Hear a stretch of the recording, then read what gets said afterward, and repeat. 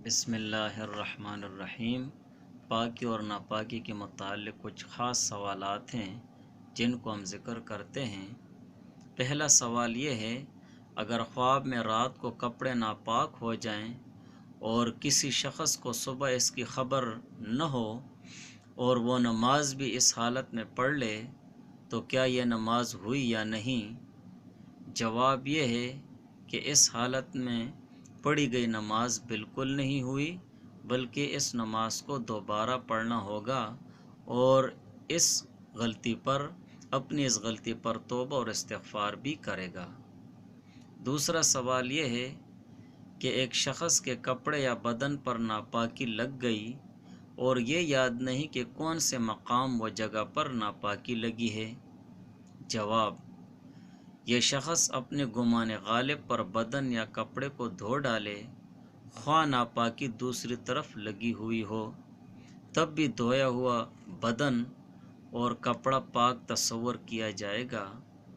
और जब ये मालूम हो जाए कि नापाकी फ़लाँ जगह पर लगी थी तो अब पहला धोना काफ़ी न होगा, बल्कि नापाकी की जगह मालूम होने के बाद उस जगह को धोना ज़रूरी है, इसलिए कि अब नापाक जगह मालूम हो गई है, लिहाजा अब उस नापाक जगह को धोना होगा। तीसरा सवाल यह है, अगर किसी शख़्स ने अपने कपड़े पर नापाकी देखी मगर कपड़े पर नापाकी लगने का वक़्त मालूम नहीं तो कपड़ा कब से नापाक समझा जाएगा? जवाब यह है, अगर वो नापाकी मनी है तो जिस वक़्त सोकर बेदार हुआ उस वक़्त से कपड़ा नापाक समझा जाएगा।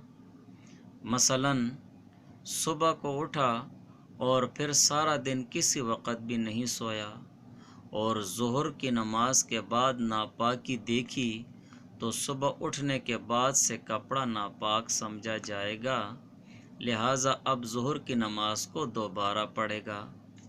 और अगर सुबह को उठा और फिर दोबारा दोपहर को सोया और ज़ोहर के वक़्त बेदार होकर ज़ोहर की नमाज पढ़ी, फिर असर के वक़्त नापाकी कपड़ों में देखी यानी मनी देखी तो अब ज़ोहर के वक़्त से नापाक समझा जाएगा, लिहाजा ज़ोहर की नमाज दोबारा पढ़नी होगी। और अगर असर की नमाज भी इस हालत में पढ़ी थी तो फिर दोबारा पढ़नी होगी। और अगर वो नापाकी उसका पेशाब है तो पाखाना के वक़्त से नापाक समझा जाएगा। और अगर कोई और नापाकी है तो देखने के वक़्त से कपड़ा नापाक समझा जाएगा।